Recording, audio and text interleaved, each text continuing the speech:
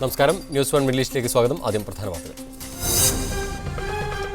തട്ടിപ്പിനിരയാവുന്ന ഇന്ത്യക്കാർ വിശദ വിവരങ്ങൾ നൽകണമെന്ന കുവൈത്തിലെ ഇന്ത്യൻ എംബസി. നിർദ്ദേശം ഇന്ത്യക്കാർക്കെതിരെ അക്രമങ്ങൾ വർദ്ധിച്ച സാഹചര്യത്തിൽ. ദുബായിൽ കെട്ടിടം വാടകയ്ക്ക് ലഭിക്കുന്നതിന് വരുമാനം തെളിയിക്കുന്ന രേഖ നിർബന്ധമാക്കി. വാടക അഡ്വാൻസും നിർബന്ധം.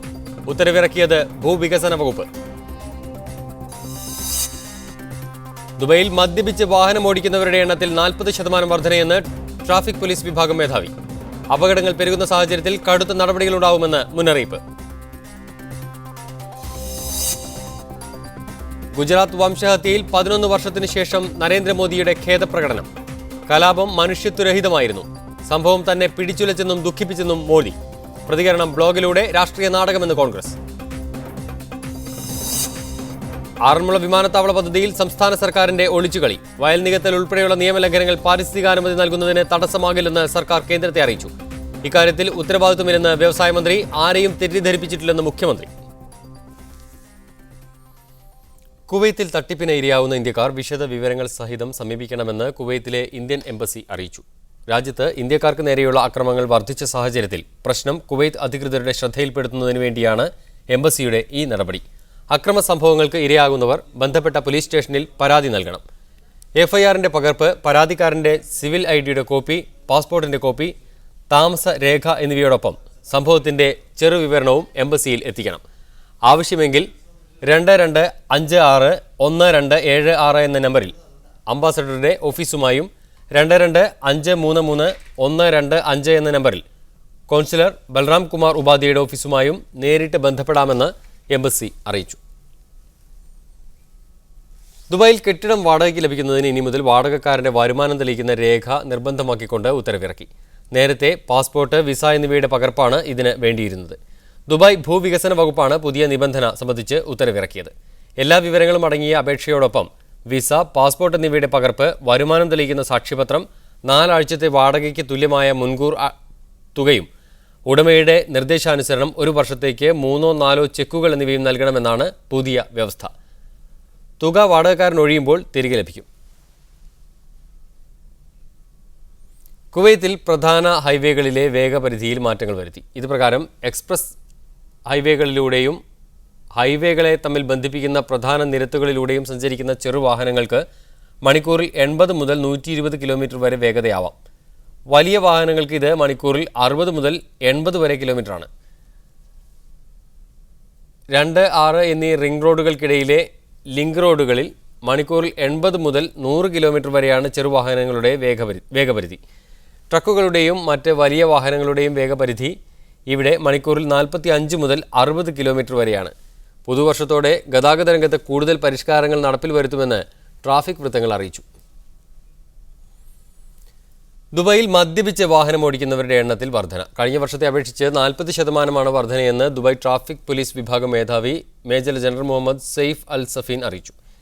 കഴിഞ്ഞ 10 മാസത്തിനിടയിൽ മദ്യപിച്ച് വാഹനമോടിച്ചത് മൂലമുള്ള അപകടങ്ങളിൽ 11 പേർ മരിക്കുകയും 65 പേർക്ക് പരുക്കേൽക്കുകയും ചെയ്തു. മദ്യപിച്ച് വാഹനമോടിച്ചതിന് 423 പേർക്കെതിരെ ഈ കാലയളവിൽ കേസെടുത്തു. അപകടങ്ങൾ പെരുകുന്ന സാഹചര്യത്തിൽ മദ്യപിച്ച് വാഹനമോടിക്കുന്നവരെ കണ്ടെത്താൻ കടുത്ത നടപടികൾ ഉണ്ടാകുമെന്നും അദ്ദേഹം മുന്നറിയിപ്പ് നൽകി. UAE ഉൾപ്പെടെ ഗൾഫ് രാജ്യങ്ങളിൽ രാത്രിയിലും പകലും തണുപ്പേറുന്നു. കഴിഞ്ഞ ആഴ്ച പെയ്ത ശക്തമായ മഴയെ തുടർന്നാണ് UAEയിലെയും ഒമാനിലെയും മലയോര പ്രദേശങ്ങളിൽ തണുപ്പ് കൂടിയത്. ചില ഗൾഫ് രാജ്യങ്ങളിൽ തണുത്ത കാറ്റും വീശുന്നുണ്ട്. അടുത്ത ഏതാനും ദിവസങ്ങൾ കൂടി തണുത്ത കാലാവസ്ഥ തുടരുമെന്നാണ് കാലാവസ്ഥാ നിരീക്ഷണ കേന്ദ്രം അറിയിക്കുന്നത്. അന്താരാഷ്ട്ര കായിക സമ്മേളനത്തിൽ പങ്കെടുക്കാനായി ക്രിസ്ത്യാനോ റൊണാൾഡോയും പെപ് ഗാർഡിയോലയും ദുബായിൽ എത്തിച്ചേർന്നു. കാൽപന്ത് കളിയുടെ സാധ്യതകൾ വിപുലപ്പെടുത്തുക എന്ന ലക്ഷ്യത്തോടെ നാളെയും മറ്റന്നാളുമായാണ് ദുബായ് അന്താരാഷ്ട്ര കായിക സമ്മേളനം നടക്കുന്നത്. ദുബായ് ഷോപ്പിംഗ് മേളയ്ക്കായുള്ള ഒരുക്കത്തിലാണ് ദുബായ് നഗരം. ജനുവരി 2 മുതലാണ് മേള തുടങ്ങുന്നത്. മേളയുടെ ഭാഗമായി 16 ദശലക്ഷം ദിർഹമിന്റെ സമ്മാനങ്ങൾ ഏർപ്പെടുത്തിയതായി അധികൃതർ അറിയിച്ചു. വേൾഡ് എക്സ്പോ 2020 അവസരം ലഭിച്ചതിനാൽ വിപണിയിലും പുറത്തും ദുബായ് ഷോപ്പിംഗ് ഫെസ്റ്റിവലിന് ആവേശം കൂടുതലാണ്. അതിനിടെ പുതുവത്സര തലേന്ന് മറ്റൊരു ലോക റെക്കോർഡ് പ്രകടനത്തിന് സാക്ഷ്യം വഹിക്കാനൊരുങ്ങുകയാണ് ദുബായ്. ലോകത്തെ ഏറ്റവും വലിയ വെടിക്കെട്ട് പൂരത്തിനായി പാം ജുമൈറ ഐലൻഡും വേൾഡ് ഐലൻഡും ഉൾപ്പെടെ 4000-ഓളം ഇടങ്ങളാണ് തയ്യാറെടുക്കുന്നത്. 6 മിനിറ്റ് മാത്രം നീളുന്ന ഷോയിൽ 4.5 ലക്ഷം അമിട്ടുകളാണ് സംഗീതത്തിന്റെ അകമ്പടിയിൽ ആകാശത്ത് വിരിയുക. അമേരിക്കയിൽ നിന്നുള്ള 200ഓളം വിദഗ്ധരാണ് ഗിന്നസ് ബുക്കിലേക്കുള്ള വെടിക്കെട്ട് പൂരത്തിന്റെ പണിപ്പുരയിൽ. 100 കമ്പ്യൂട്ടറുകളാണ് ഇവ നിയന്ത്രിക്കുക. വെടിക്കെട്ടിന് അവസാനം നടക്കുന്ന സൂര്യോദയം കാഴ്ച 10 കിലോമീറ്ററോളം നീളത്തിൽ മനോഹരമായ ആകാശക്കാഴ്ചയൊരുക്കും. വർണ്ണശബ്ദ വിസ്മയം 100 കിലോമീറ്ററോളം പ്രദേശത്ത് പരക്കും. 2012 കുവൈറ്റിന്റെ 50-ാം ദേശീയ ദിനത്തിൽ നടത്തിയ വെടിക്കെട്ടാണ് ഇപ്പോൾ ഗിന്നസ് ബുക്കിലുള്ളത്. 5 കിലോമീറ്റർ വ്യാപ്തിയിൽ 77,000-ൽ പരം അമിട്ടുകളാണ് 64 മിനിറ്റ് നീണ്ട വെടിക്കെട്ടിൽ അന്ന് അണിനിരന്നത്. ദുബായ് വെടിക്കെട്ടിന്റെ വ്യാപ്തിയും മികവും അളക്കാനായി ഗിന്നസ് ബുക്ക് അധികൃതർ ദുബൈയിലെത്തും. Media 1 Dubai. അറഫയിൽ തീ പിടിക്കാത്ത സ്ഥിരം തമ്പുകൾ നിർമ്മിക്കുമെന്ന് മുനിസിപ്പൽ ഗ്രാമകാര്യ മന്ത്രാലയം അറിയിച്ചു. ഇതിനായി ഉടൻ ടെൻഡർ വിളിക്കുമെന്നും മന്ത്രാലയം വ്യക്തമാക്കി.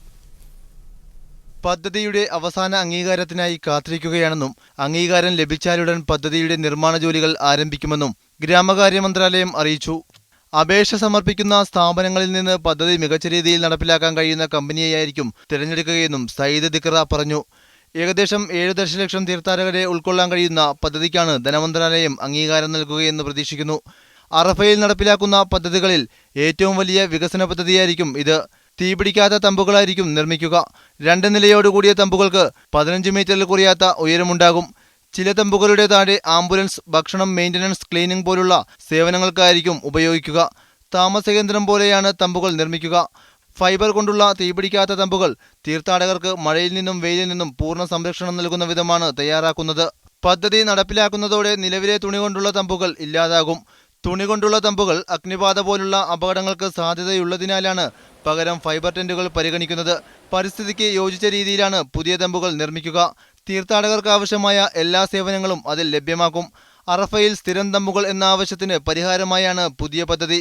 ഓരോ വർഷവും താൽക്കാലിക തമ്പുകൾ ഒരുക്കുന്നത് വലിയ സാമ്പത്തിക ചെലവും പ്രയാസമുണ്ടാക്കുന്ന കാര്യമാണ്. പുതിയ തമ്പുകൾ ഏറ്റവും സുരക്ഷിതമായിരിക്കുമെന്നും മുനിസിപ്പൽ ഗ്രാമകാര്യ മന്ത്രാലയ വക്താവ് പറഞ്ഞു. Media 1 Jeddah. റിയാദിലെ ഇന്റർനാഷണൽ ഇന്ത്യൻ സ്കൂളിലെ വിദ്യാർത്ഥികളുടെ യാത്ര ഇനി സൗദി ദേശീയ ഗതാഗത കമ്പനിയായ Saudi Arabian public transportation company SAPTCO വഹിക്കും.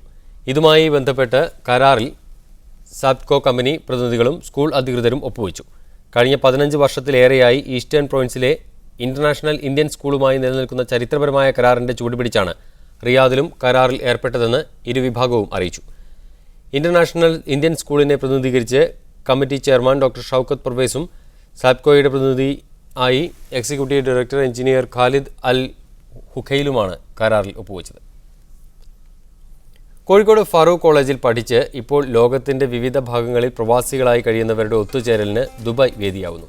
വരുന്ന തിങ്കളാഴ്ച ദുബായ് കിസൈസിലെ ഇത്തിസലാത്ത് അക്കാദമി ഹാളിൽ നടക്കുന്ന ഫോസ ഗ്ലോബൽ മീറ്റിൽ വിവിധ രാജ്യങ്ങളിലുള്ള ഫാറൂഖ് കോളേജിലെ 100 കണക്കിന് പൂർവ്വ വിദ്യാർത്ഥികൾ പങ്കെടുക്കും.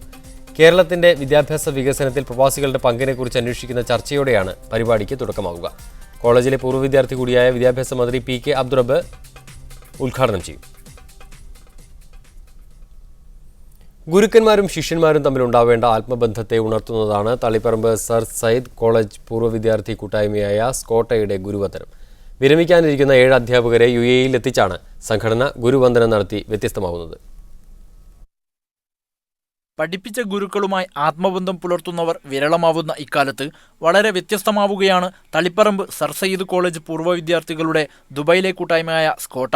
അക്ഷരങ്ങളുടെ അർത്ഥതലങ്ങളിലേക്ക് കൈപിടിച്ചു കൊണ്ടുപോയ ഗുരുക്കന്മാരെ ജീവിതകാലത്തെങ്ങും ഹൃദയത്തിൽ താലോലിക്കണമെന്ന മഹത്തായ സന്ദേശമാണ് ഇവർ പകർന്നു നൽകുന്നത്. ഗുരുവന്ദനം എന്ന തലക്കെട്ടിൽ സ്കോട്ട സംഘടിപ്പിക്കുന്ന പരിപാടിയിൽ പങ്കെടുപ്പിക്കാൻ കോളേജിൽ നിന്ന് വിരമിക്കാനിരിക്കുന്ന 7 അധ്യാപകരെ ദുബൈയിലേക്ക് കൊണ്ടുവരികയായിരുന്നു. UAEയിലെ വിവിധ ഭാഗങ്ങളിൽ ജോലി ചെയ്യുന്ന സർ സയ്യിദ് കോളേജിലെ പൂർവ്വ വിദ്യാർത്ഥികൾ തങ്ങളുടെ ഗുരുക്കന്മാരെ നെഞ്ചോട് ചേർക്കുകയാണ് ഇവിടെ. ആരാണ് ഗുരുക്കന്മാർ എന്ന് ഈ കാലഘട്ടത്തിൽ വിദ്യാർത്ഥികൾക്ക് കാണിച്ചു കൊടുക്കുന്ന ഒരു മാതൃകയായിട്ട് കാണിച്ചു കൊടുക്കുന്ന ഒരു സംഘടനയാണ് ഈ അസോസിയേഷൻ. അതായത് 25 വർഷം മുമ്പ് പഠിപ്പിച്ച അധ്യാപകരെ ഇപ്പോഴും അതേപോലെ ഹൃദയത്തിൽ സൂക്ഷിക്കുന്ന, അധ്യാപകരോടുള്ള ബഹുമാനം ഹൃദയത്തിൽ സൂക്ഷിക്കുന്ന, ഈ സമൂഹത്തിന് മാതൃക കാണിച്ചു കൊടുക്കുന്ന ഒരു പറ്റം വിദ്യാർത്ഥികളുടെ കൂട്ടായ്മയാണ്. അവരെ കണ്ടപ്പോൾ തന്നെ ഞങ്ങൾക്ക് ഇങ്ങനെ എന്താ പറയുക, സന്തോഷം കൊണ്ട് വീർപ്പുമുട്ടാന്നൊക്കെ പറയില്ല, ആ ഒരു അവസ്ഥയിലായിരുന്നു ഞങ്ങൾ. ആദ്യമായി ഗൾഫിലെത്തുന്നവരും ഇവരുടെ കൂട്ടത്തിലുണ്ട്. UAEയിലെ 7 എമിറേറ്റുകളും ഒരാഴ്ചക്കുള്ളിൽ കറങ്ങിക്കാണാനുള്ള ഒരുക്കത്തിലാണ് ഇവർ. വളരെ വ്യവസ്ഥാപിതമായി നടക്കുന്ന ദുബൈയിലെ വ്യത്യസ്ത കാഴ്ചകളുടെ അത്ഭുതം പലർക്കും വിട്ടുമാറിയിട്ടില്ല. വളരെ നന്ദിയോടെയാണ് ഇവർ തങ്ങളുടെ ശിഷ്യന്മാരുടെ ആതിഥേയത്വത്തെ ഓർക്കുന്നത്. കോളേജിലെ പൂർവ്വ വിദ്യാർത്ഥികളായ advocate TK Hashiq, Sajik, CP Jaleel, Raghunath തുടങ്ങിയവരാണ് പരിപാടിക്ക് നേതൃത്വം നൽകുന്നത്. നാളെ റാസൽ ഖൈമയിലാണ് സർ സയ്യിദ് കോളേജ് പൂർവ്വ വിദ്യാർത്ഥികളുടെ ഗുരുവന്ദനം പരിപാടി നടക്കുക. Haris Arikkulam, media 1, Dubai. ആറന്മുള വിമാനത്താവള പദ്ധതിയിൽ സർക്കാരിന്റെ ഒളിച്ചുകളി. വയൽ നികത്തൽ ഉൾപ്പെടെയുള്ള നിയമലംഘനങ്ങൾ പാരിസ്ഥിതിക അനുമതി നൽകുന്നതിന് തടസ്സമാകില്ലെന്ന് സർക്കാർ കേന്ദ്രത്തെ അറിയിച്ചു. വയൽ നികത്തൽ ഉൾപ്പെടെയുള്ള ഗുരുതരമായ പാരിസ്ഥിതിക ലംഘനങ്ങൾ നടന്നുവെന്ന ആദ്യ റിപ്പോർട്ട് മറച്ചുവെച്ചാണ് സർക്കാർ ആറന്മുള പദ്ധതിക്കായി അനുമതി തേടിയത്. അതേസമയം ആരെയും തെറ്റിദ്ധരിപ്പിച്ചിട്ടില്ലെന്ന് മുഖ്യമന്ത്രി ഉമ്മൻചാണ്ടി പ്രസ്താവനയിൽ പറഞ്ഞു. 2012 ഫെബ്രുവരി 16 കേന്ദ്ര പരിസ്ഥിതി മന്ത്രാലയം ആറന്മുളയിൽ വയൽ നികത്തിയതുമായി ബന്ധപ്പെട്ട് സംസ്ഥാന സർക്കാരിനോട് വിശദീകരണം ചോദിച്ചത്. തുടർന്ന് സംസ്ഥാന സർക്കാർ പദ്ധതി പ്രദേശം സന്ദർശിച്ച് ഒരു റിപ്പോർട്ട് തയ്യാറാക്കി. ഈ റിപ്പോർട്ടിൽ പ്രിൻസിപ്പൽ സെക്രട്ടറി പറഞ്ഞത് നിയമലംഘനം നടന്നിട്ടുണ്ടെന്നാണ്. നടപടി നിയമവിരുദ്ധമാണെന്നും ഈ റിപ്പോർട്ടിൽ പറയുന്നു. വയൽ നികത്തിയത് നിയമലംഘനമാണെന്ന പാരഗ്രാഫ് ഒഴിവാക്കണമെന്ന് അതിനു സമീപം റിപ്പോർട്ടിൽ എഴുതിയിട്ടുമുണ്ട്. ഈ റിപ്പോർട്ട് മുഖ്യമന്ത്രി ഒപ്പുവെച്ച് വ്യവസായ മന്ത്രിയുടെ പരിഗണനയ്ക്ക് വിടുകയും ചെയ്തു. തുടർന്ന് നിയമലംഘനം നടന്നുവെന്ന് റിപ്പോർട്ട് ചെയ്ത പ്രിൻസിപ്പൽ സെക്രട്ടറി തന്റെ പഴയ നിലപാട് തിരുത്തുകയും വയൽ നികത്തിയത് തങ്ങളല്ലെന്ന KGS ഗ്രൂപ്പിന്റെ നിലപാടിനൊപ്പം നിൽക്കുകയും ചെയ്തു.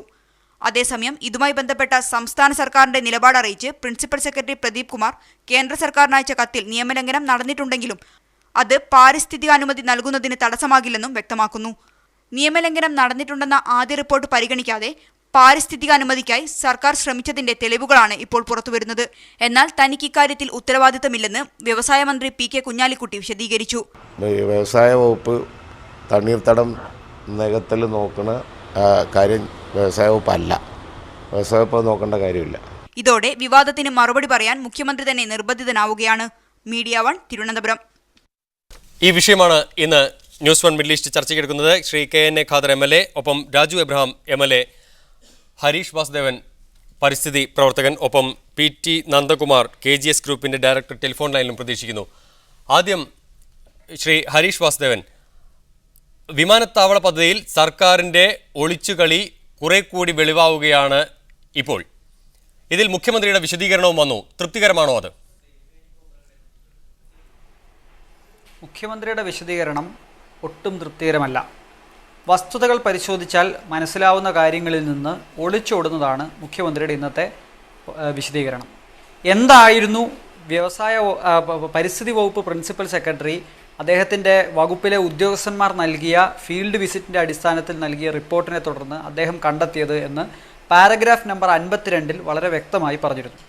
പാരഗ്രാഫ് നമ്പർ 52 പറഞ്ഞിരിക്കുന്നതനുസരിച്ച് KGS കമ്പനി അവിടെ നിയമവിരുദ്ധമായി നിലം നികത്തിയിട്ടുണ്ട്. ആ നിലം നികത്തിയത് നിയമവിരുദ്ധമാണ്. അത് ബന്ധപ്പെട്ട അധികാരികളുടെ അനുമതി വാങ്ങിക്കൊണ്ടല്ല. നെൽവയൽ നീർത്തട സംരക്ഷണ നിയമം ലംഘിച്ചിട്ടുണ്ട്. ഈ കാര്യങ്ങളെല്ലാം വളരെ വ്യക്തമായി ആ പേജ് 52 പാരഗ്രാഫിൽ പറഞ്ഞിരിക്കുന്നു. എന്ന് മാത്രമല്ല, കേന്ദ്ര സർക്കാരിൻ്റെ അനുമതി, പരിസ്ഥിതി അനുമതി കിട്ടി എന്ന KGSന്റെ വാദവും തെറ്റാണ്. അവർക്ക് അംഗീകാരം കിട്ടിയിട്ടില്ല. എക്സ്പെർട്ട് അപ്രൈസൽ കമ്മിറ്റിയുടെ പ്രൊമോഷൻ മാത്രമാണ്, അല്ലെങ്കിൽ സജഷൻ മാത്രമാണ് കിട്ടിയിരിക്കുന്നതെന്ന് പറഞ്ഞു.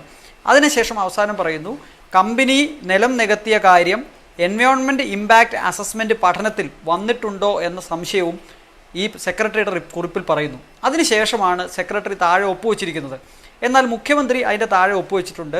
ഈ പാരഗ്രാഫ് നമ്പർ 52 സൈഡിൽ ടു ബി അവോയ്ഡഡ് എന്ന് കറുത്ത മഷിക്ക് രേഖപ്പെടുത്തിയിരിക്കുകയാണ്. അതിനുശേഷം നിലപാട് മാറ്റിക്കൊണ്ട് വീണ്ടും പരിസ്ഥിതി വകുപ്പ് പ്രിൻസിപ്പൽ സെക്രട്ടറി പറയുന്നു, KGS കമ്പനി പറഞ്ഞിരിക്കുന്നത് ഞങ്ങളല്ല നിലം നികത്തിയത്, പ്രിഡിസിസറാണ്, അതുകൊണ്ട് അത് വിശ്വസനീയമാണ്, അതുകൊണ്ട് അത് അറിയിച്ചാൽ മതി എന്ന് പറഞ്ഞ് കേന്ദ്ര സർക്കാരിന് അയച്ച കത്തിൽ KGSന്റെ വേർഷനാണ് ഹൗവർ എന്ന് പറഞ്ഞ് ചേർക്കുന്നത്.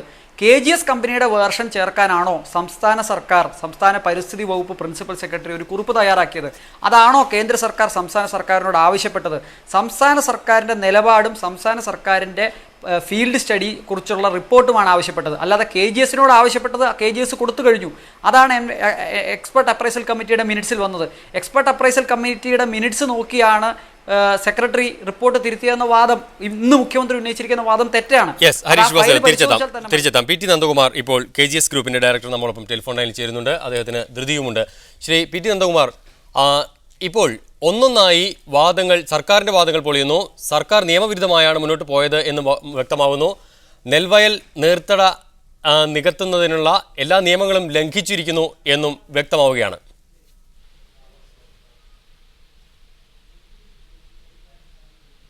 ശ്രീ നന്ദകുമാർ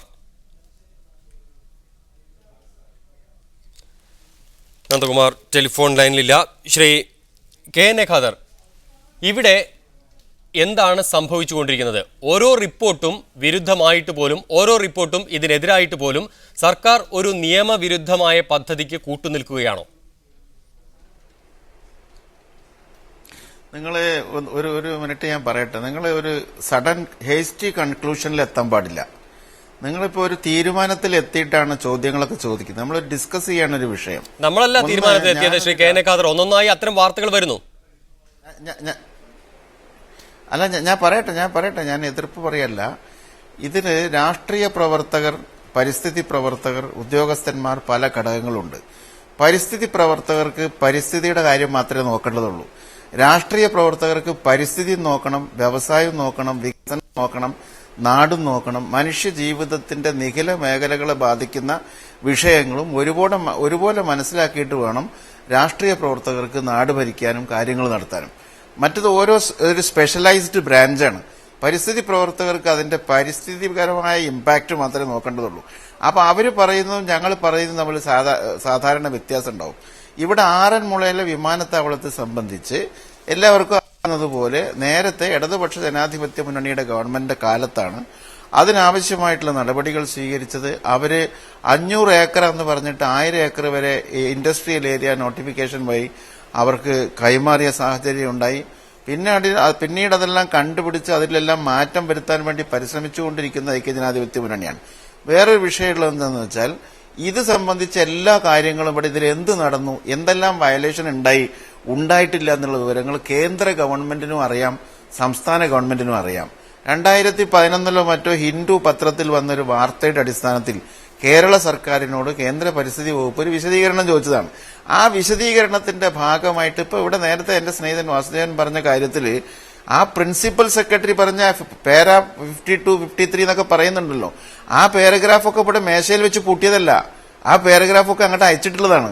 അപ്പോ ഈ വിശദീകരണം കൊടുത്തതിൽ പ്രിൻസിപ്പൽ സെക്രട്ടറി പറഞ്ഞ കാര്യങ്ങളുണ്ട്, KGS പറഞ്ഞ കാര്യങ്ങളുണ്ട്, അത് ഗവൺമെന്റിന് പറയാനുള്ള കാര്യങ്ങളുണ്ട്. എല്ലാ വശങ്ങളും കേന്ദ്ര ഗവൺമെന്റിന്റെ ശ്രദ്ധയിൽപ്പെടുത്തുകയാണ് ഈ ഗവൺമെന്റ് ചെയ്ത്, മുഖ്യമന്ത്രി ചെയ്തതാണ്. Shri K N A Khader, താങ്കളിലേക്ക് തിരിച്ചെത്താം. ശ്രീ രാജു എബ്രഹാം, താങ്കൾ ഒരു പരിസ്ഥിതി പ്രവർത്തകനല്ല, രാഷ്ട്രീയ പ്രവർത്തകനാണ്. താങ്കൾക്ക് പരിസ്ഥിതി മാത്രം നോക്കിയാൽ പോരാ, ജനങ്ങളുടെ പ്രശ്നങ്ങൾ നോക്കണം. അങ്ങനെ നോക്കുമ്പോൾ താങ്കൾ എവിടെ നിൽക്കുന്നു? അല്ലെങ്കിൽ താങ്കളും ഒരു രാഷ്ട്രീയ പ്രവർത്തകനാണ് എന്ന് ഞാൻ ഓർമ്മിപ്പിക്കുന്നു. എന്തൊക്കെ വയലേഷൻ നടന്നു, എന്തൊക്കെ വയലേഷൻ ഉണ്ടായി എന്ന് കേന്ദ്ര സർക്കാരിനും അറിയാം, സംസ്ഥാന സർക്കാരിനും അറിയാം എന്ന് ശ്രീ കെ എൻ എ ഖാദറും പറയുന്നു. ശ്രീ രാജു എബ്രഹാം. ആറന്മുള എയർപോർട്ടുമായി ബന്ധപ്പെട്ട് ആദ്യം മുതൽ തന്നെ ഉയർന്നു വന്ന നിരവധി തർക്കങ്ങൾ, ആ തർക്കങ്ങൾ പലതും അവിഹിതമായ പല കാര്യങ്ങളും നടത്തിയെന്നത് സംബന്ധിച്ചാണ്. കഴിഞ്ഞ ഉമ്മൻചാണ്ടി 1 വർഷക്കാലം മുഖ്യമന്ത്രിയായിരിക്കുന്ന ഘട്ടത്തിലാണ് അവിടെ വ്യാപകമായി മണ്ണ് കുന്നിടിച്ച് മണ്ണിട്ട് അവിടെ നിരപ്പാക്കിയത്. ഇടതുപക്ഷ സർക്കാരിൻ്റെ കാലഘട്ടത്തിൽ പല അനുമതികൾക്കായി ഈ അതോറിറ്റി ഗവൺമെൻറ്റിനെ സമീപിക്കുകയുണ്ടായി. ആ ഘട്ടത്തിലൊന്നും തന്നെ ഗവൺമെൻറ് അറിഞ്ഞുകൊണ്ട് ഒരു അനുമതി കൊടുത്തില്ല. വ്യവസായ വകുപ്പ് സെക്രട്ടറിയാണ് അത് വ്യവസായ മേഖലയായി പ്രഖ്യാപിച്ചുകൊണ്ടുള്ള ഒരു അനുമതി കൊടുത്തത്. മുഖ്യമന്ത്രി ഒരു പരാമർശനം ഒരു കത്തിൽ കൊടുത്തെങ്കിലും അദ്ദേഹം തുടർന്ന് ഒരു നടപടിയും സ്വീകരിക്കാൻ പാടില്ല എന്ന് ജില്ലാ കളക്ടറെ അറിയിക്കുകയും ചെയ്തു. ഇന്ന് പുറത്തു വന്നിരിക്കുന്ന വിവരം എല്ലാ സീമകളും മറികടക്കുന്നതാണ്. ഗവൺമെൻറ് സെക്രട്ടറി തന്നെ ഈ എയർപോർട്ടിൻ്റെ നടപടിക്കെതിരായി റിപ്പോർട്ട് എഴുതി അതിനെ മറികടന്നുകൊണ്ട് പരിസ്ഥിതി അനുമതി കൊടുക്കുവാൻ കേരള ഗവൺമെൻറ് ശുപാർശ ചെയ്തു. ഇവിടെ മിച്ചഭൂമിയുടെ പ്രശ്നം നമുക്കറിയാം. ആ മിച്ചഭൂമിയുടെ പ്രശ്നത്തിൽ താൽക്കാലികമായിട്ടുള്ള ഒരു സ്റ്റേ ഹൈക്കോടതി കൊടുത്തിരിക്കുന്നത് KGS കമ്പനിയെ കേൾക്കണമായിരുന്നു എന്നുള്ളത് മാത്രമാണ്. മിച്ചഭൂമി പ്രഖ്യാപനം നിയമപരമായിട്ട് നടത്തിയ പ്രഖ്യാപനമാണ്. അപ്പം മിച്ചഭൂമിയിൽ അല്ലെങ്കിൽ നിയമവിരുദ്ധമായ പ്രവർത്തനങ്ങൾ കഴിഞ്ഞ സർക്കാരിൻ്റെ കാലഘട്ടത്തിലും ലാൻഡ് സീലിംഗ് സംബന്ധിച്ച് ഇളവ് തരണം എന്ന് കഴിഞ്ഞ ഗവൺമെന്റിനോട് ഈ കമ്പനി ആവശ്യപ്പെട്ടതാണ്. ശ്രീ രാജു തിരിച്ചെത്താം. ശ്രീ PT നന്ദകുമാർ ഇപ്പോൾ നമ്മോടൊപ്പം ടെലിഫോൺ ലൈനിൽ ചേരുന്നുണ്ട്. ശ്രീ നന്ദകുമാർ, നിയമലംഘനങ്ങളുടെ വാർത്തകൾ ഒന്നൊന്നായി പുറത്തു വരുമ്പോൾ KGSന് ഇപ്പോൾ വിശദീകരിക്കാനുള്ളത് എന്താണ്? ഞാൻ ബഹുമാനപ്പെട്ട MLA മാർ പറഞ്ഞ അഭിപ്രായം ഞാൻ കേട്ടു. ഞങ്ങൾ ഒരു നിയമം ഇവിടെ ലംഘിച്ചിട്ടില്ല. സുതാര്യമായിട്ട് ഞങ്ങൾ ഈ പ്രോജക്റ്റ് ചെയ്യാൻ ഉദ്ദേശിച്ചിട്ടുള്ളൂ. ഞങ്ങൾ അവിടെ ഈ എല്ലാ ക്ലിയറൻസ് കിട്ടിയെങ്കിലും ഒരു കുട്ട മണ്ണ് പോലും അവിടെ ഇട്ടിട്ടില്ല, ഒരു നിർമ്മാണ പ്രവർത്തനം ചെയ്തിട്ടുമില്ല. അപ്പോഴാണ് നമ്മളിവിടെ നിയമം ലംഘിച്ചെന്ന് പറയുന്നത്. ഞങ്ങളൊന്നും ചെയ്തിട്ടില്ല, ഞങ്ങൾ അങ്ങനെ ചെയ്യാൻ ഉദ്ദേശിച്ചിട്ടുമില്ല. ഗവൺമെന്റിനും ഇവിടുത്തെ വ്യവസ്ഥാപിത നിയമത്തെയും വെല്ലുവിളിച്ചുകൊണ്ട് ഞങ്ങൾ ഇവിടെ ഒരു പ്രോജക്റ്റും ചെയ്യണ്ട, ഇപ്പം ഭൂരിപക്ഷം പേർക്കും ഇത് വേണ്ട എന്നാണ് എങ്കിൽ ഗവൺമെന്റിന് അങ്ങനെ ഒരു സ്റ്റാൻഡ് എടുക്കാം. ഞങ്ങൾ ഒരിക്കലും ഗവൺമെന്റ് സ്വാധീനിക്കാനൊന്നും പോയിട്ടില്ല. കേരളത്തിൽ ഒരു ഇൻവെസ്റ്റ്മെന്റ് വരുന്നു, കേരളത്തിന്റെ ചരിത്രം 60 വർഷത്തിലുള്ള ഏറ്റവും വലിയ ഇൻവെസ്റ്റ്മെന്റ് ആണ് ഇത്. അത് വേണോ വേണ്ടെന്ന് സംസ്ഥാന ഗവൺമെന്റ് കേന്ദ്ര ഗവൺമെന്റ് തീരുമാനിച്ചു. അതുകൊണ്ട് ഞങ്ങൾ വന്ന് ഇൻവെസ്റ്റ് ചെയ്യുന്നു. ഇതിന് നാട്ടുകാരുടെ പണം പിരിക്കുകയോ ഷെയർ പിരിക്കാനോ ഒന്നിനും ഞങ്ങൾ പോയിട്ടില്ല. ഇതിന്റെ അകത്ത് നഷ്ടം വന്നാൽ സഹിക്കേണ്ട ഞങ്ങൾ മാത്രമാണ്. അത് പ്യുവർലി പ്രൈവറ്റ് എന്റർപ്രൈസ് ആണ് ഇത്. അതുകൊണ്ട് വേറെ കാര്യം ഈ പറയുന്ന ഒരു ആരോപണം ശരിയല്ല. ഇതൊക്കെ രാഷ്ട്രീയ വെച്ച് തമ്മിൽ പറഞ്ഞ് വെറുതെ ഒരു വികസനത്തെ വിവാദങ്ങളുടെ നടുവിലേക്ക് വലിച്ചിഴച്ച് വെറുതെ ഒരു ജനശ്രദ്ധ ആകർഷിക്കാനുള്ള വൃഥാശ്രമം മാത്രമാണ്. Yes, Shri P T Nandakumar, താങ്കൾക്ക് ഈ ചർച്ചയിൽ പൂർണ്ണമായും പങ്കെടുക്കാൻ താല്പര്യമില്ല എന്നറിയുന്നത് കൊണ്ട് താങ്കളെ തൽക്കാലത്തേക്ക് ഒഴിവാക്കുന്നു. ടെലിഫോൺ ലൈനിൽ തുടരുകയാണെങ്കിൽ താങ്കളെ കൂടി ചർച്ചയിൽ ചേർക്കാം, പക്ഷേ താങ്കൾക്ക് താല്പര്യമില്ലാത്തത് കൊണ്ട് മാത്രം. ശ്രീ രാജു എബ്രഹാം, പഴയ ചരിത്രമൊക്കെ ഇരിക്കട്ടെ, LDFനും പങ്കുണ്ട്, വ്യവസായ മേഖലയായി പ്രഖ്യാപിച്ചു, ഇത്തരം കാര്യങ്ങളൊക്കെ അവിടെ നിൽക്കട്ടെ. ഇവിടെ ഇപ്പോഴത്തെ കാര്യങ്ങളിലേക്ക് കടക്കാം. KGS ഇപ്പോൾ പറയുന്നു, ഞങ്ങൾ ഒരു കുട്ട മണ്ണ് പോലും ഇട്ടിട്ടില്ല, ഒരു നിയമലംഘനവും നടത്തിയിട്ടില്ല, കേരളത്തിൽ വരുന്ന ഏറ്റവും വലിയ ഒരു ഇൻവെസ്റ്റ്മെന്റ് ആണ് ഇത്, അത് ജനങ്ങൾക്ക് വേണ്ടെങ്കിൽ ഞങ്ങൾ പിന്മാറുകയും ചെയ്യും എന്നും ആത്മവിശ്വാസത്തോടെ പറയുന്നു. എയർപോർട്ട് പത്തനംതിട്ട ജില്ലയിൽ വരുന്നതിനെ ആരും എതിർക്കുന്നില്ല. എയർപോർട്ടുകൾ കൂടുതലുണ്ടാവട്ടെ. നമ്മുടെ വിദേശത്ത് ജോലി ചെയ്യുന്ന ജനങ്ങൾക്ക് ഏറ്റവും സൗകര്യപ്രദമാണ് എയർപോർട്ടുകൾ. ആറന്മുള ഒരു പരിസ്ഥിതി ലോല പ്രദേശമാണ്, ആറന്മുള ഒരു പൈതൃക പ്രദേശമാണ്. അതുകൊണ്ടാണ് ആറന്മുളയിൽ ഇതിനെ സംബന്ധിച്ചുള്ള വലിയ എതിർപ്പ് ഉണ്ടായത്. അപ്പം അവിടെ നിന്ന് ഈ കമ്പനിക്ക് മറ്റു സ്ഥലങ്ങളിലേക്ക് മാറാം, അതിന് യാതൊരു വിരോധവും ആർക്കുമില്ല. അപ്പോൾ ജനങ്ങളുടെ വലിയ എതിർപ്പുള്ള ഒരു സ്ഥലത്ത് തന്നെ ഇത് നിർബന്ധമായി നടപ്പാക്കണം എന്ന് പറയുമ്പോൾ ഈ ഭൂമിയുമായി ബന്ധപ്പെട്ട് നിരവധി കള്ളക്കളികൾ, അത് KGS ഗ്രൂപ്പിന് മാത്രമല്ല ഭരണകൂടങ്ങളിലെ നിരവധി ആളുകൾ അതിനകത്ത് പങ്കാളികളുമാണ്. അതാണ് ഇതിൻ്റെ പ്രശ്നം. ഇതിന് പണം മുടക്കിയത് ആരൊക്കെ? KGS ഗ്രൂപ്പിന് പിന്നിലുള്ള വ്യക്തികൾ ആര്? ആ പണം സുതാര്യമായ പിന്നെ പണമാണോ? അക്കൗണ്ടബിലിറ്റി ഉള്ള പണമാണോ? അതോ കള്ളപ്പണമാണോ? ഇതൊക്കെ വലിയ വിവാദമായ പ്രശ്നങ്ങളാണ്. അപ്പോൾ ഇങ്ങനെയുള്ള നിരവധി പ്രശ്നങ്ങൾ ഇവിടെ ഉണ്ട്. ഒരു കൂട്ട മണ്ണ് KGS ഇട്ടില്ല എന്ന് പറയുന്നു, പക്ഷേ അവിടെ എത്ര ടൺ എത്ര ലോഡ് മണ്ണാണ് ഇപ്പോൾ തന്നെ അവിടെ വന്നിട്ടുള്ളത്? ഇനിയും എത്ര അനുമതി കിട്ടിക്കഴിഞ്ഞാൽ എത്ര ലക്ഷം ലോഡ് മണ്ണ് അവിടെ വേണ്ടി വരും?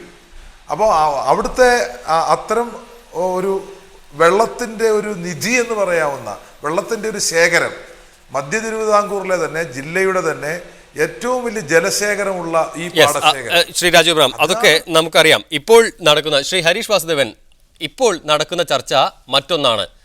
സംസ്ഥാന സർക്കാർ KGSനെ ഉദ്ധരിച്ചുകൊണ്ടാണ് റിപ്പോർട്ട് നൽകിയത്. നിരവധി സർക്കാർ ഏജൻസികൾ ഉദ്യോഗസ്ഥർ നൽകിയ റിപ്പോർട്ടുകൾ കൃത്യമായി അവഗണിക്കുകയും അത് എത്തിക്കാതിരിക്കുകയും ചെയ്തു എന്നതാണല്ലേ ഇപ്പോഴത്തെ ചർച്ച ചെയ്യേണ്ട വിഷയവും? KGS കമ്പനിയുടെ ക്ലിയറൻസ് ഏതാണ്ട് അവസാന പ്രോസസ്സിലായി നിൽക്കുമ്പോഴാണ് എൻവയോൺമെൻറ്റ് മിനിസ്ട്രി സംസ്ഥാന സർക്കാരിനോട് കത്തയച്ച് ഒരു വിശദീകരണം ചോദിക്കുന്നത്. ആ വിശദീകരണത്തിൽ ഹിന്ദു പത്രത്തിലെ കട്ടിംഗ് വെച്ചുകൊണ്ടാണ് ഇതിന് വിശദീകരണം തരാനാണ് ആവശ്യപ്പെടുന്നത്. അതിൽ വളരെ വ്യക്തമായി സംസ്ഥാന സർക്കാരിൻ്റെ മുമ്പിലുള്ള രേഖകൾ പരിശോധിച്ചാൽ, അന്നുണ്ടായിരുന്ന 2012 രേഖകൾ പരിശോധിച്ചാൽ മനസ്സിലാവുന്ന ചില കാര്യങ്ങളുണ്ട്. ഒന്ന്, അവിടെ നിയമവിരുദ്ധമായി നിലം നികത്തപ്പെട്ടിരിക്കുന്നു. ആ നിലം നികത്തിയതിന് വില്ലേജ് ഓഫീസർ മുതൽ ജില്ലാ കളക്ടർ വരെയുള്ള ഉദ്യോഗസ്ഥന്മാർ അതിനെതിരായി നടപടിയെടുത്തിരിക്കുന്നു, സ്റ്റോപ്പ് മെമ്മോ നൽകിയിരിക്കുന്നു. അതിനുശേഷം ആ ഇട്ട മണ്ണ് തിരിച്ചെടുക്കാൻ കേരള ലാൻഡ് യൂട്ടിലൈസേഷൻ ഓർഡർ എന്നൊരു നിയമം 2008 വരെ നിലവിലുണ്ട്, നിലം നികത്തുന്നതിനെതിരായിക്കൊണ്ട്. അതനുസരിച്ച് ഭൂമിയിൽ നിന്ന് മണ്ണെടുക്കാനുള്ള ഉത്തരവ് RDO ഇട്ടിരിക്കുന്നു. അത് വീണ്ടും പഴയപടി നിലമാക്കി മാറ്റാനുള്ള ഉത്തരവാണത്. അതിനുശേഷം ജില്ലാ കളക്ടർ അതിൻ്റെ പോക്കൂര് റദ്ദാക്കുന്നതിനുള്ള റിപ്പോർട്ട് സംസ്ഥാന സർക്കാരിന് നൽകിയിരിക്കുന്നു. സംസ്ഥാന സർക്കാരിൻ്റെ ലാൻഡ് ബോർഡ് ഇവർക്ക് 15 ഏക്കർ കൂടുതൽ ഭൂമി കൈവശം വെച്ചതിന് നോട്ടീസ് കൊടുക്കണമെന്ന് ആവശ്യപ്പെട്ടുകൊണ്ട് ജില്ലാ കളക്ടർക്ക് കത്തയച്ചിരിക്കുന്നു. ഇങ്ങനെ നിരവധി കത്തുകൾ സംസ്ഥാന സർക്കാരിൻ്റെ മുമ്പിലുള്ളപ്പോഴാണ് കേന്ദ്ര സർക്കാരിൻ്റെ ചോദ്യം വരുന്നത്. ഈ കാര്യങ്ങളൊന്നും കേന്ദ്ര സർക്കാരിനെ അറിയിച്ചില്ല. ഞാൻ ഈ വിവാദമുണ്ടായിരിക്കുന്നത് ഇത് നിലം നികത്തിയത് ഉൾപ്പെടെയുള്ള കാര്യങ്ങൾ KGS ചെയ്തതാണ് എന്ന കാര്യം ഫയലിൽ എഴുതിയത് പിന്നീട് മറച്ചു വെക്കുകയും KGSന്റെ വേർഷൻ കേന്ദ്ര സർക്കാരിനെ അറിയിക്കുകയും ചെയ്തു എന്നുള്ളതാണ്. ഞാൻ ഒറ്റ കാര്യം കൂടി ഇവിടെ പറയാൻ ആഗ്രഹിക്കുന്നു. ഈ സർക്കാരിൻ്റെ കീഴിൽ ഈ സർക്കാർ വന്നതിന് ശേഷം റവന്യൂ മന്ത്രിയായിരുന്ന ശ്രീ തിരുവഞ്ചൂർ രാധാകൃഷ്ണൻ നിയമസഭയ്ക്ക് കൊടുത്ത ഒരു മറുപടിയുണ്ട്. തോമസ് ചാണ്ടി MLA ചോദിച്ച ചോദ്യത്തിന് മറുപടിയായി അതിൽ അദ്ദേഹം പറയുന്നുണ്ട് 2011 ഇത് അവിടെ നിലം നികത്തൽ ശ്രദ്ധയിൽപ്പെട്ടിട്ടുണ്ടെന്നും ഇപ്പോൾ ഞാൻ ഒരു നിർദ്ദേശം കൊടുത്തിട്ടുണ്ട് ജില്ലാ കളക്ടർക്ക്, ആ നിർദ്ദേശം അനുസരിച്ച് അത് നിർത്തിവെക്കേണ്ടതാണ് എന്ന് പറയുന്നുണ്ട്. 2012 11 ഏതായാലും KGS ആണല്ലോ അവിടെ ഭരിക്കുന്നത്. നിരവധി ഉദാഹരണങ്ങൾ എനിക്ക് ചൂണ്ടിക്കാണിക്കാൻ കഴിയും. ഈ കമ്പനിക്കെതിരായി കൊടുത്ത കേസുകളിൽ ഞങ്ങൾ അക്കമിട്ട് നിരക്കിയ രേഖകൾ പരിശോധിച്ചാൽ KGS തന്നെ പലയിടത്തും സമ്മതിച്ചിട്ടുണ്ട് 2010 ഞങ്ങൾ നിർമ്മാണം ആരംഭിച്ചു എന്ന്. ശ്രീ ഹരീഷ് വാസുദേവൻ തിരിച്ചെത്താം. ശ്രീ KN ഖാദർ, ഇട്ട മണ്ണ് തിരിച്ചെടുക്കാനുള്ള നിർദ്ദേശം, കളക്ടറുടെ നിർദ്ദേശം, RDOയുടെ നിർദ്ദേശം, റവന്യൂ മന്ത്രി നിയമസഭയിൽ പറഞ്ഞ വിശദീകരണം എല്ലാം നമ്മുടെ മുന്നിലുണ്ട്. അല്ല, ആ വിശദീകരണങ്ങളെല്ലാം നമ്മുടെ മുമ്പിലുണ്ട്, അതൊന്നും ഇല്ലെന്ന് ആരും പറഞ്ഞില്ല. ഇവിടെ ഒരു തെറ്റായ ഒരു നിഗമനത്തിൽ നിങ്ങൾ എത്തിച്ചേരുന്നത് എവിടെയാന്ന് വെച്ചാൽ, കേരള സർക്കാർ ഈ വിഷയത്തിൽ കേന്ദ്ര പരിസ്ഥിതി വകുപ്പിന് കൊടുത്ത വിശദീകരണങ്ങൾ എന്തൊക്കെയാണ്, ആ വിശദീകരണത്തിൽ ഒഴിവാക്കപ്പെട്ടത് എന്തൊക്കെയാണ് എന്ന് കൃത്യമായി പറയാൻ നിങ്ങൾക്ക് സാധിക്കുന്നില്ല. ആ വിശദീകരണത്തിൽ എല്ലാ വശങ്ങളും ചേർത്താണ് ഈ ഗവൺമെന്റ് കൊടുത്തിട്ടുള്ളത്. KGS ഗ്രൂപ്പുകാരുടെ വിശദീകരണം കൊടുക്കുകയും പ്രിൻസിപ്പൽ സെക്രട്ടറി പറഞ്ഞത് അവോയ്ഡ് ചെയ്യുകയും ചെയ്തു എന്നൊക്കെ പറയുന്നത് ശുദ്ധ കളവാണ്. KGSകാര് ഡൽഹിയിൽ ചേർന്ന ഒരു യോഗത്തിൽ അവിടെ സബ്മിറ്റ് ചെയ്ത കാര്യം അത് കേന്ദ്ര ഗവൺമെന്റും അറിയാം. അപ്പൊ അവരും ഇതിലൊരു പാർട്ടി ആയതുകൊണ്ട് അവരുടെ നിലം നികത്തലിനെ കുറിച്ചുള്ള അവരുടെ വിശദീകരണം സംബന്ധിച്ച കാര്യങ്ങൾ കൂടി ഈ ഫയലിന്റെ കൂടെ എൻക്ലോസ് ചെയ്തിരുന്നു എന്നാണ് പറയുന്നത്. അപ്പൊ ഈ ഫയലിനകത്ത് അവർക്ക് പറയാനുള്ളതുണ്ട്, പ്രിൻസിപ്പൽ സെക്രട്ടറിക്ക് പറയാനുള്ളതുണ്ട്, മുഖ്യമന്ത്രിയുടെ നോട്ടുണ്ട്, എല്ലാം കൂടി ചേർന്നാണ് അയക്കുന്നത്.